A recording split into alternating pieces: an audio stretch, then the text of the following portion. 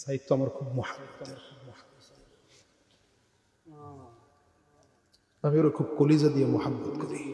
খবর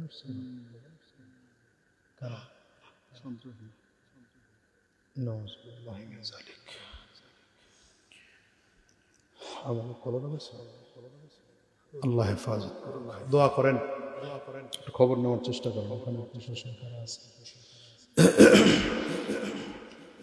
এদেশের অবস্থা খুব একটা ভালো না ভাই, দেশের পরিস্থিতি মারাত্মক খারাপ।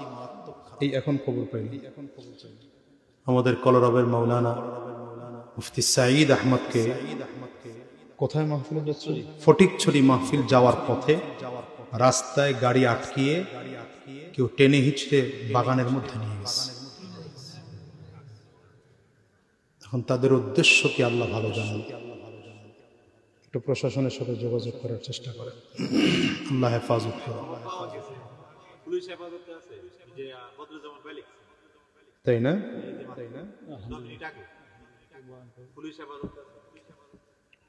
খবর নেন দেখি।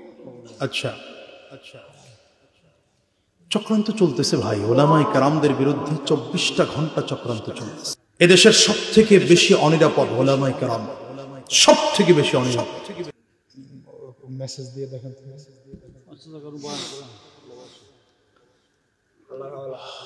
কি বয়ান করব, আমার তো ভিতরটা চাপ দিয়ে গেছে।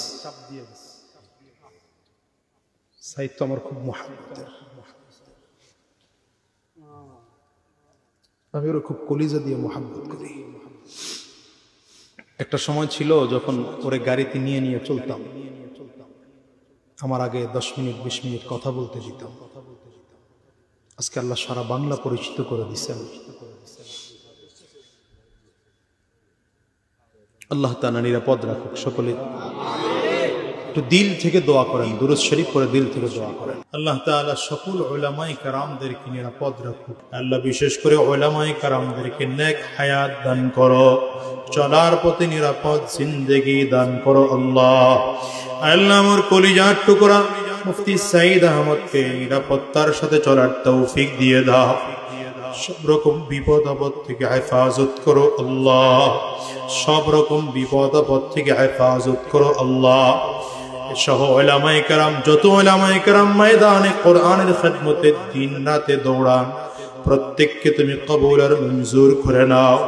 আমাদেরকে নিরাপদ জিন্দেগি দান করো, সকল শত্রুর শত্রুতা থেকে হেফাজত করো, হিংসুকের হিংসা থেকে হেফাজত করো, অত্যাচারের অত্যাচার থেকে হেফাজত করো। আল্লাহ আমাদের সকলকে দ্বীনের জন্য কবুল করে নাও।